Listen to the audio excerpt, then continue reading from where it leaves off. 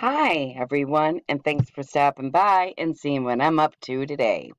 Kevin's got some info. It happened about 20 hours ago, and there's another one that's going to be following this one on a reply that continues with Trump. So there's going to be two probably videos, about 7, 8 minutes long. Let's check out what Kevin has to say today. Hey everyone, Kevin here. There is going to be no shortage of new information about this upcoming stimulus package. The Senate Republicans just went on a luncheon, and after the luncheon, and sort of during the luncheon, they were kind of suggesting, you know what, we just want to sort of wait and see before we talk more about stimulus. This is why a Democrat, Chuck Schumer, is losing his mind that there is no discussion planned in the Senate on COVID bills this week. And to this, Donald Trump has responded. Donald Trump has now made yet another new suggestion for potential business and individual stimulus. Let's go ahead and break down all of his suggestions and talk about the implications for his new latest suggestion. And of course, if you like these updates, please hit that red subscribe button. Really helps the channel out. Thanks so much. Trump's response was heavily documented in a New York Times article, but that has also now been echoed by other news organizations on the right side, since obviously New York Times can tend to lean a little bit left, and Donald Trump has come out on Twitter to reiterate some of the elements that the New York Times is reporting on here. So let's go ahead and go through the exact references. So Donald Trump responded to Senate Republicans, and a big thing that he wants to push for, obviously we've heard us talk about the payroll taxes for workers, but now he's introduced a couple of new things. He's suggesting possibly a capital gains tax reduction or elimination for certain cases. This would be massive for a lot of businesses in America or investors. So, for example, if you own stocks, or you own real estate, or you own rental property, or heck, you want to get into owning some of those things, there could be some short-term tax benefits pushed through by Donald Trump. Obviously, that has to trickle down to the House and the Senate, and then Trump has to sign off on this. But this is good that we're seeing kind of an update on this sort of dialogue. Just as an example, let's say you have $100,000 profit on a house that you bought, you fixed it up, nights and weekends, and then you want to go sell it. You sell it, and after everything, you're ending up with $100,000 profit. Well, ordinarily, you have to pay somewhere between 15 to sometimes 35% in taxes on that.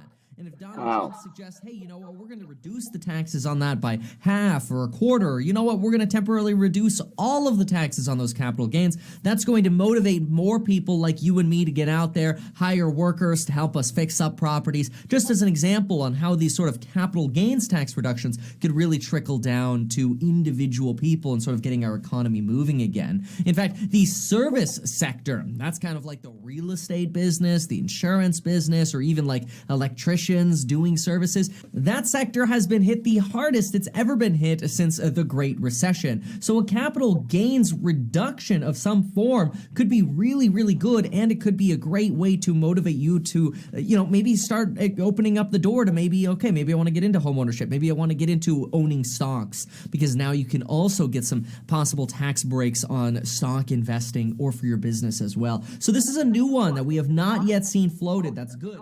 This is also now in addition to possibly reopening a deduction on what's called meals and entertainment deduction expenses.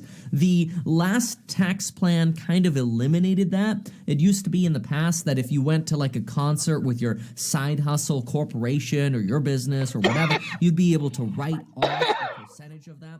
That was closed, and now I am so sorry. thinking, maybe we want to bring that back, which is actually not a horrible idea, given that right now any kind of incentives for people to be able to go to sporting events or go to restaurants or go, have entertainment expenses, probably a good idea. So these are good things coming out from Donald Trump here. Certainly, though, this does not have the same tune as what Democrats are suggesting in terms of, hey, hello, we need additional stimulus money here, which, by the way, I'm going to link this down below, but somebody sent me a message with this. Thank you for sending this. But apparently there's a petition on petition.whitehouse.gov, and I'll link it specifically down below, where if 100,000 people sign the petition for the Emergency Money for the People's Act, that $2,000 per month, then the White House will respond to that. Now, I will. Whoops. I will add that whatever links that he speaks about, I will paste and copy and have in this video down below.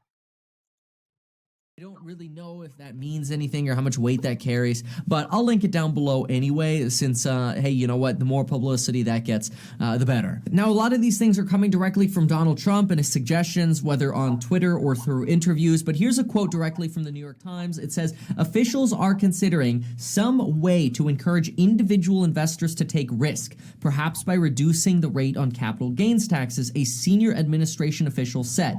Those taxes, which range from 0 to 20% based on income levels, are assessed on realized profits from sales or stock or other investment. So this is kind of what I broke down to you earlier, but just sort of a quote. And you can kind of see how this information sometimes comes from officials within the administration. It doesn't necessarily have to come directly from Trump, although parts of the references I was making was to Donald Trump's tweets. And then, of course, earlier today, Donald Trump wrapped up by making it very clear, quote, that his top priorities are a suspension of payroll taxes by employees and an expansion of business deductions for meals, entertainment, and sporting events. And that's obviously in addition to what we saw regarding the suggestion for capital gains. Now, there was also a suggestion that Donald Trump wants to see sanctuary cities eliminated. Just a quick reminder, a sanctuary city is a jurisdiction kind of like Los Angeles or San Francisco, for example, that sort of basically they limit their cooperation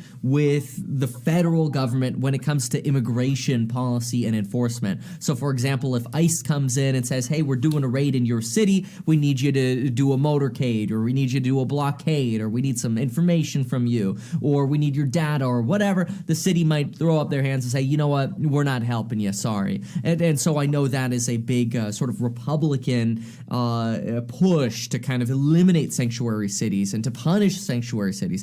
So obviously, as is typical with politics, we're going to clearly see a lot more aspects of debate. But some of these things I think are you know, again, not necessarily straight up checks here, but more indications of potential tax cuts, more money flowing to businesses and us as individuals. And of course, make sure those 2 free stocks flow into your bank account. Yes, by investing into Webull. It's $150 per stock, and the stocks are worth 15. I know my camera sucks. I'm getting a new one. I'm waiting for it. I'm so sorry. Thanks for stopping by. More information on the way. Make sure you like, subscribe, and share. Thank you.